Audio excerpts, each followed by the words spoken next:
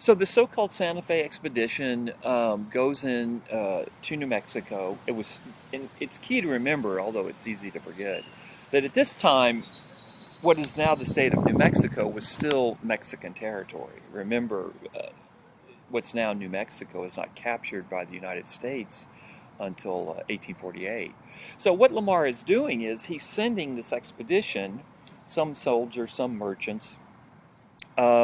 He's sending this expedition into Mexican territory to claim the Texas sovereignty over Santa Fe. So what he's doing basically, he's invading Mexico.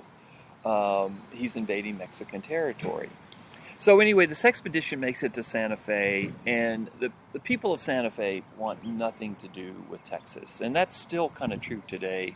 If anybody ever vacations in New Mexico, people of New Mexico, and I guess Colorado too, have very mixed feelings about Texans, because Texans often go to these places as tourists, and sometimes tourists don't put on the best face of a state. Sometimes they do, but they spend a lot of money, which is a plus.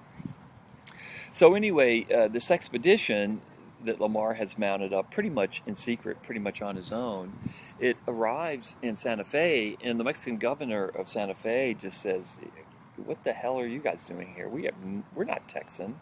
And Lamar, this is what always happens when people invade a foreign territory. They always expect the people that are being invaded to welcome the invasion, and it often doesn't work out that way. So this is what happened in this case. The people of New Mexico, the government of New Mexico, just says, what are you guys doing here? We don't want you. We're not part of Texas. This is ridiculous. We have a completely separate history, a completely separate experience. This is just crazy. And so what happens is that the members of this so-called Santa Fe expedition are tossed in jail. And many of them are taken down to Mexico City to become prisoners. And it becomes a big story in the United States, because a lot of these folks that were on the so-called Santa Fe expedition were American citizens who had recently just